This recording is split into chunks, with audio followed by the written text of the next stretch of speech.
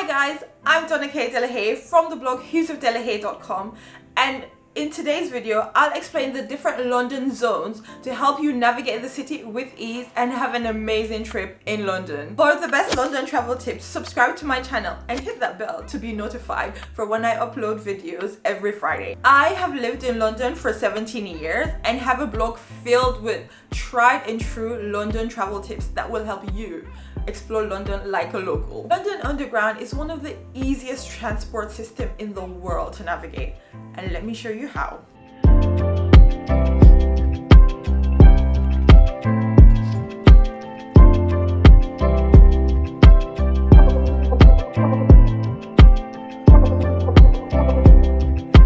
One of the best travel tips for London that I can share with you is to familiarize yourself with the different zones in the city. The city is divided into a 9-ring zone. Central London is zone 1 and is home to the majority of the tourist attractions that you may want to see.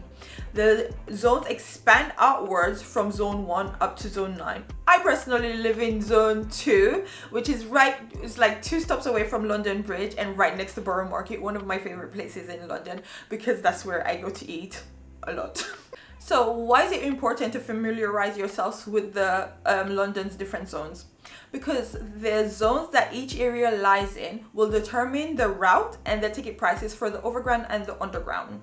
This does not include the buses because the buses basically just run like a route. They have a specific route that they run from start to finish, and then when they go to that route you have to just get off the bus and take another bus to get to wherever you want to get to, while the tubes go via the different zones from zone 1 to zone 6. So when you travel on the tube in London, the cost of the ticket will depend on how many zones you travel through and what zone a station is in. So I'll give you an example. I live in zone 2 and my job is in zone 5. Every day I'll have to go from zone 2 back into zone 1 and then from zone 1 towards Heathrow. And I buy a monthly travel card which is loaded onto my Oyster. So basically I have to purchase a zone 1 to 5 monthly travel ticket. And that cost is around £228, and this goes up every January. So if I was only traveling to maybe zone 1 to zone 2, my monthly travel card would be far less than that amount. So it's ridiculously expensive to be traveling through all these zones, and it also takes a lot of time because you're changing stations and changing stops. So this is something also to know, like this is why it's really important to know the different zones, to know where you want to base yourself when you come to London, for easy accessibility so that you're not spending too much time on the underground, and also that you're not paying ridiculously amount of money on travel. Okay, so when you're traveling to London, you will need to buy a travel card or a pay-as-you-go Oyster card according to the zones that you want to travel in on your trip. And I would recommend more an Oyster card because I don't think a lot of people nowadays use the travel cards anymore because it's like a paper card and it's like a bit it's better to get an Oyster card, really. No one really uses a travel card anymore. So yeah, get an Oyster card. So for example, if you're traveling from Heathrow, which is in zone 6, to central London in zone 1, you will need to purchase a ticket that covers a zone 1 to 6.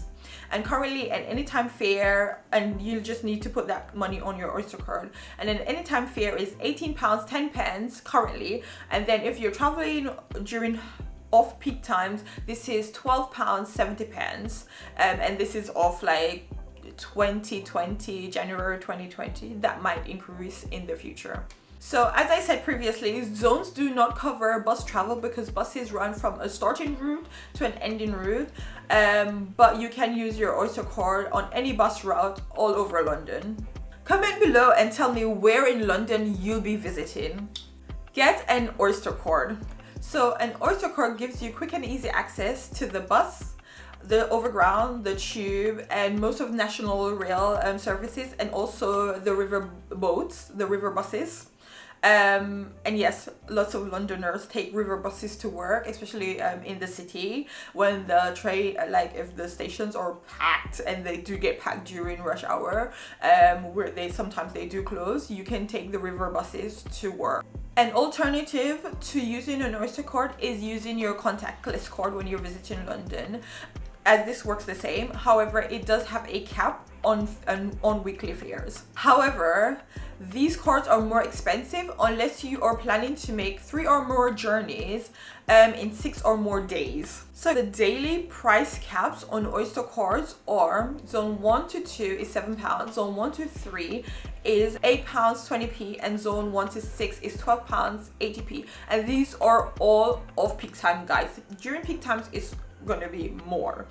And also I'd recommend you to travel outside of peak times if you're coming to London, and peak times are considered from 6:30 a.m. to 9:30 a.m., from 4 to 7 p.m. Peak times is what we consider rush hour. So guys, now you know everything there is to know about London zones and how to travel within London. Also, I think this is good if you're coming into London and you're looking for accommodations. This will help you with finding accommodations close to all those tourist attractions that you're trying to visit, but not far out in the sticks where you're wasting your time on the underground. You're spending extortionate amount of money to travel inside of London, and basically you're just wasting your time traveling instead of enjoying and experiencing the beauty and awesomeness of London. Check out my next video on the best London travel apps to download for first-time visitors, and if you like this video, hit that like button, subscribe to my channel, and share with a friend.